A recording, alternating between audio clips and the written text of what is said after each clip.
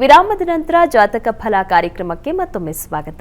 ಶಾಸ್ತ್ರಿಗಳ ಇನ್ನುಳಿದ ರಾಶಿಗಳ ಫಲಾಫಲ ಇವತ್ತು ಯಾವ ರೀತಿಯಾಗಿದೆ? ಇನ್ನು ತುಲಾರಾಶಿಯವರಿಗೆ ನಿಮ್ಮ ರಾಶಿಯಾಧಿಪತಿಯ ಬಲ ಒಂದು ಕಡೆ ಆದರೆ ಚಂದ್ರನೂ ಚೆನ್ನಾಗಿದ್ದಾನೆ ಈ ದಿವಸ, ಚಂದ್ರ ಬುಧನ ಜೊತೆಗೆ ಸೇರಿಕೊಂಡು. ಹೀಗಾಗಿ ದೈವತಾ ಪೂಜೆ ಪುನಸ್ಕಾರಗಳಲ್ಲಿ ಭಾಗಿಯಾಗ್ತಕ್ಕಂಥದ್ದು, ಸಹೋದರಲ್ಲಿ ಒಂದು ಉನ್ನತವಾದ ಭಾವನೆ ಬರತಕ್ಕಂಥದ್ದು, ಅವರ ಸಹಕಾರ, ಸೇವಕರ ಸಹಾಯ ಇದೆಲ್ಲ ತುಂಬ ಚೆನ್ನಾಗಿದೆ ಈ ದಿವಸ. ವೃತ್ತಿಯಲ್ಲೂ ಹೆಚ್ಚಿನ ಅನುಕೂಲ ಕಾಣಲಿಕ್ಕೆ ಅವಕಾಶಗಳಿದ್ದಾವೆ.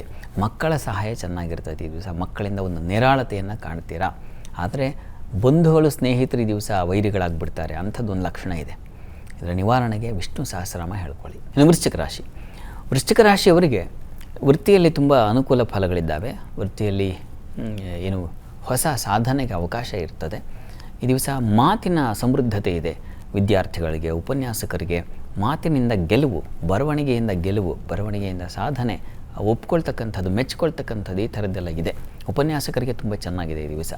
ಅದರ ಹೊರತಾಗಿ ಈ ದಿವಸ ಸ್ನೇಹಿತರ ಸಹಕಾರ ಚೆನ್ನಾಗಿರ್ತದೆ. ಈ ಕನ್ಸ್ಟ್ರಕ್ಷನ್ ಫೀಲ್ಡ್ ಇರ್ತಕ್ಕಂಥವ್ರಿಗೆ ಕೂಡ ತುಂಬ ಚೆನ್ನಾಗಿದೆ. ಮನೆ ಕಟ್ತಕ್ಕಂಥವ್ರಿಗೆ ಒಳ್ಳೆಯ ಒಂದು ಸಹಕಾರ ಸಿಗುತ್ತೆ, ಸಪೋರ್ಟ್ ಸಿಗುತ್ತೆ. ಕೆಲಸಗಾರರ ಸಹಾಯ ಎಲ್ಲ ಚೆನ್ನಾಗಿದೆ ಈ ದಿವಸ. ಅನುಕೂಲ ಹೆಚ್ಚಾಗಿದೆ. ಸ್ವಲ್ಪ ಗಂಟಲ ಬಾಧೆ ಸೂಚಿಸ್ತಾ ಇದೆ, ಹುಷಾರಾಗಿರಿ. ನೀರಿನ ವ್ಯತ್ಯಾಸ ಮಾಡ್ಕೋಬೇಡಿ. ಈ ದಿವಸ ನೀವು ಸುಬ್ರಹ್ಮಣ್ಯ ಕವಚವನ್ನು ಹೇಳ್ಕೊಳ್ಳೋದು ಬಹಳ ಒಳ್ಳೆಯದು. ಇನ್ನು ಧನುರಾಶಿಯವರಿಗೆ ದಿವಸ ಆಹಾರ ವ್ಯತ್ಯಾಸ ಇದೆ.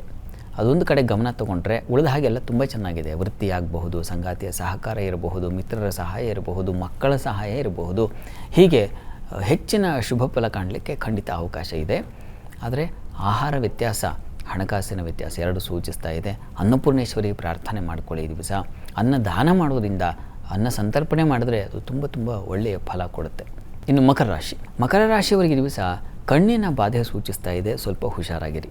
ಅದರ ಹೊರತಾಗಿ ವೃತ್ತಿಯಲ್ಲಿ ತುಂಬ ಅನುಕೂಲ ಇದೆ. ಹೊಸ ಅವಕಾಶಗಳಿಗೆ ದಾರಿಯಾಗುತ್ತೆ. ನಿಮ್ಮ ಕೆಲಸದ ಮೇಲೆ ಭರವಸೆ ಬರುತ್ತೆ ಮೇಲಧಿಕಾರಿಗಳಿಗೆ, ಆ ಥರದ್ದೆಲ್ಲ ತುಂಬ ಚೆನ್ನಾಗಿದೆ ಈ ದಿವಸ. ಆಪ್ತರಿಗಾಗಿ ಒಂದಷ್ಟು ನಷ್ಟ ಉಂಟಾಗುವ ಲಕ್ಷಣ ಸೂಚಿಸ್ತಾ ಇದೆ. ಜೊತೆಗೆ ಮುಖ್ಯವಾದ ಅಂಶ ಕುಟುಂಬದವರ ಸಹಕಾರ, ಅದರಲ್ಲಿ ಹಿರಿಯರ ಸಹಕಾರ ಇದೆಯಲ್ಲ, ಅದು ನಿಮಗೆ ಹೆಚ್ಚಿನ ಬಲ ತಂದುಕೊಡುತ್ತೆ. ಈ ಕಣ್ಣಿನ ನಿವಾರಣೆಗೆ ಈ ದಿವಸ ನೀವು ಆದಿತ್ಯ ಹೃದಯವನ್ನು ಹೇಳ್ಕೊಳ್ಳಿ, ಅನುಕೂಲ ಆಗುತ್ತೆ. ಕುಂಭರಾಶಿಯವರಿಗೆ ದಿವಸ ನಷ್ಟ ಸೂಚಿಸ್ತಾ ಇದೆ. ವಿಪರೀತವಾದ ವ್ಯಯ, ಅನಗತ್ಯ ಖರ್ಚು, ಬೇಡದ್ದಕ್ಕಾಗಿ ಹಣ ಖರ್ಚು ಮಾಡಿಕೊಂಡು ಪ್ರಲಾಪ ಮಾಡೋದು, ಆ ಥರದ್ದೊಂದು ಲಕ್ಷಣ ಇದೆ. ಹಣಕಾಸಿನ ವಿಚಾರದಲ್ಲಿ ಸ್ವಲ್ಪ ಎಚ್ಚರಿಕೆಯಿಂದ ಇರಬೇಕು ನೀವು. ಅದರ ಹೊರತಾಗಿ ಆಹಾರ ವ್ಯತ್ಯಾಸ ಇದೆ. ಸ್ವಲ್ಪ ನಾವು ಯಾವುದನ್ನು ಫುಡ್ ಪಾಯ್ಸನ್ ಅಂತೀವೋ ಹಾಗಾಗುವ ಲಕ್ಷಣ ಇದೆ, ಹುಷಾರಾಗಿರಿ. ಮತ್ತು ಮುಖ್ಯವಾಗಿ ವೃತ್ತಿಯಲ್ಲಿ ಅನುಕೂಲ ಚೆನ್ನಾಗಿದೆ, ದೈವ ಸಹಾಯ ಚೆನ್ನಾಗಿರ್ತದೆ ಈ ದಿವಸ. ಲಾಭವೂ ಇದೆ, ಸ್ತ್ರೀಯರಿಗೆ ವಿಶೇಷವಾದ ಲಾಭ ಕಾಣಲಿಕ್ಕೆ ಅವಕಾಶ ಇದೆ. ಅನ್ನಪೂರ್ಣೇಶ್ವರಿ ಪ್ರಾರ್ಥನೆ ಮಾಡಿಕೊಳ್ಳಿ, ತಾವು ಕೂಡ ಅನುಕೂಲ ಆಗುತ್ತೆ. ಇನ್ನು ಮೀನರಾಶಿಯವರಿಗೆ ದಿವಸ ವೃತ್ತಿಯಲ್ಲಿ ವಿಶೇಷವಾದ ಲಾಭ ಗಳಿಕೆ ಇದೆ, ವಿಶೇಷವಾದ ಸ್ಥಾನಮಾನ ಹೊಂದಿರ. ನಿಮ್ಮ ಕೆಲಸಗಳಿಗೆ, ಕೆಲಸದ ಚಟುವಟಿಕೆಗೆ ಹಿರಿಯರಿಂದ ಮೆಚ್ಚುಗೆ ಸಿಗುತ್ತೆ.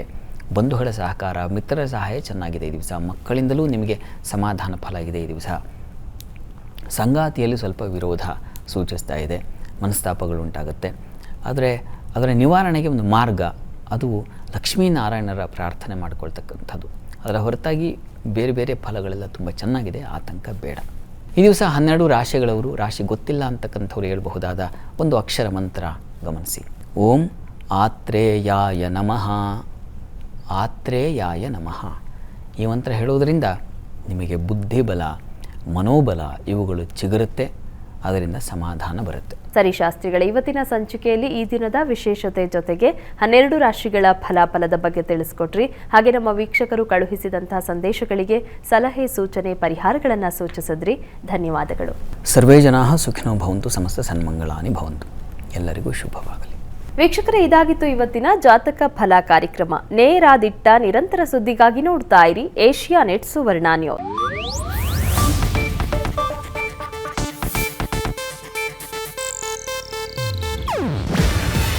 ಇದು ಏಷ್ಯಾನೆಟ್ ನ್ಯೂಸ್ ನೆಟ್ವರ್ಕ್ ಪ್ರಸ್ತುತಿ. ನೀವು ನೋಡ್ತಿದ್ದೀರಾ ಏಷ್ಯಾನೆಟ್ ಸುವರ್ಣ ನ್ಯೂಸ್.